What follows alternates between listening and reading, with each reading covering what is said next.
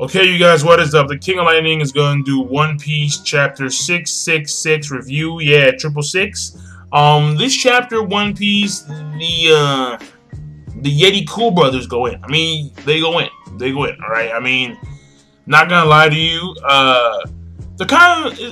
I want to see what they can do, because I'm hoping that it's not like some kind of like invisible thing going on, because we've already seen that in the Hontai Gecko Moria arc. So, I mean, I'm not too sure what's going on with these guys, but these guys, well, you know what, let's start off with the actual key points, alright? The first key point is going to be the Yeti Cool Brothers have a Denmushi, and then they relay in to Caesar Clown, and they relay that they just took out Zoro, the Nami/Sanji, and Brook. And I was like, really? Like, I mean, I don't know. It's kind of weird. It's kind of weird. I'm not going to say that they're not impressive, but at the same time, it's like, it's Zoro Brook. You know, it's like, what the hell? So, I mean, again, like I said, Sanji's inside Nami's body, so him doing anything is going to be improbable. But, I mean, I don't know. I just want to see, I want to see how they did it. I want to see how they did it. Knockout, gas, something. I'm not too sure. That's number one. Number two is going to be the flashback with Law and Caesar Clown.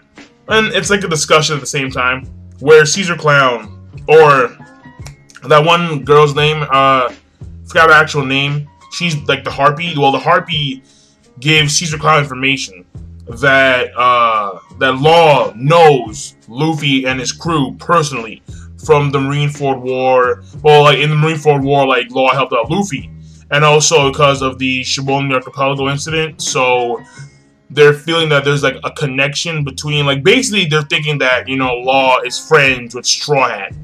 And then there's a flashback explaining how Law gets to that island in the first place. And the thing about it is that Law, I realized how his crew wasn't there with him when he went into Punk Hazard the first time. And then he explains how, like, I don't want you to tell what's his name? Joker, that I was here. So I'm thinking that maybe Joker has something to do with the disappearance of, you know, well, not the disappearance, but Joker may have captured Law's crew, and then Law is working with Caesar Clown in order to find a hidden mean, in order to get back his crewmates in, you know, some way, shape, or form. I'm not too sure on that one exactly. And then basically at the end of the flashback, well, like at the end of that scene, Law leaves, and then he's like, you know, like, don't worry, like, I'll take care of the enemies for you in a fight. So, and then Caesar Clown's talking about how it's very hard to control people that can actually think for themselves. So that's number two right there. Number three is gonna be the whole thing with the fight. Well, not the fight. It was kind of like the assassination attempt. No, actually, yeah, kind of like a search and destroy, where the Yeti Cool Brothers infiltrate the section of the base that was destroyed, that the Straw Hats were hiding in, and the only two people of the crew that are still there with the kids are Nami/Frankie and Chopper/Sanji, and they're in there, and then they're being like shot at and like bombarded by the Yeti Cool Brothers. And what's happening here is that at some point, it's kind of funny, because at some point, you know, like, they ask Brownbeard, like, what the fuck is going on? And then Brownbeard is like, well, I don't know what's going on, but I know all this shit about the Yeti Cool Brothers, like their names. Locky, and I think his name is, I want to say either Scotch or Scotch. Not too sure. Yeah, like, whatever, right? Doesn't really matter. Locky and the other, and like his brother. And then, like, he tells them that they're 25 years old. No one sees their face, but they're hairy as shit. I'm like, okay. And it's all this stuff. And basically, they're assassins. They get paid by Caesar Clown in order to do his dirty work. And at some point, Scotch or Scotch winds up just instantly being there. It's like, you Brownbeard, I'm like, what the fuck? Like, just big as all hell, has a gun, or has like a cannon pointing at Brownbeard's face. Is like, well, we were told to take you out. So they take out Brownbeard, shot point blank, with some kind of cannon or some kind of whatever.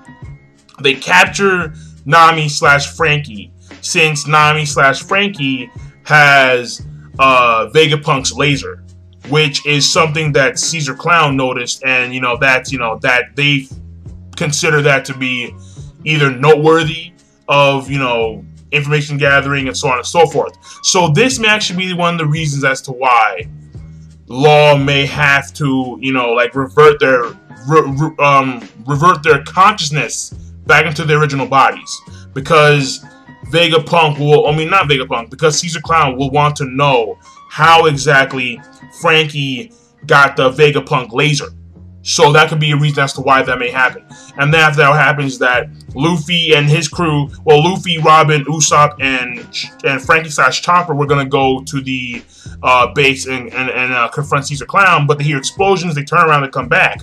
Luffy engages in combat with the Yeti Cool brothers, and it's kind of weird what happens. Because what happens is that they shoot cannons at Luffy. Luffy obviously dodged them. He goes for a kick, they disappear, and then Luffy gets smacked down. Either he gets smacked down or he runs into the corner and then just falls down. I'm not too sure, but it looked like he got hit and then went face first into the snow. I'm not too sure, so I don't know. So it could be that they're invisible, and then they just hit Luffy because Luffy was caught off guard by them not being there physically, or them not being there visually. So I'm not too sure. And then basically after that, what happens is that Law, and then there's another scene. After that, Chopper slash Sanji reveals that they took Nami because they have no idea why. But then they reveal later on that they took it because of the Vegapunk laser. And after that, there's a little scene with Law, and then Law is walking down the back entrance of the base. And then the guy's like, "Well, Law, what are you doing here?" And basically, Law's like, "I can go wherever I please." And then the guys are cut. And their pieces are just lying on the ground, and Law's walking away, and that's in the chapter. So obviously, the ending scene clearly shows me that there's going to be some form of betrayal with Law. Obviously, I don't see why not. Law's gonna betray them because, in my opinion, Law is only using Caesar Clown so he can find information about his crew, their whereabouts, what's what's up with them, and so on and so forth, and or find their capture, and also. The Yeti Cool brothers, again, I'm very curious as to see how they actually took out Zoro, Brook.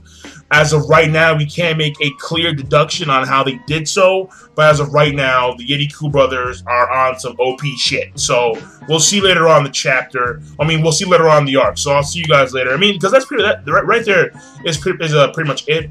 In my opinion, the chapter was it was good. It was good. Yeah, it was good because the Yeti Cool brothers are they're more of a threat than I thought they were. They don't seem mega powerful, but at the same time, they have the advantage of the elements. They have the advantage of they have a field advantage. They're Yetis. They blend in with their environment fairly well. And apparently they're fairly quick or they're fairly stealthy. Not too sure which one it was, but Yeti Cool brothers. We'll see in the future. So that being said, King Lightning, rate, comment, subscribe. Peace. Have a nice day.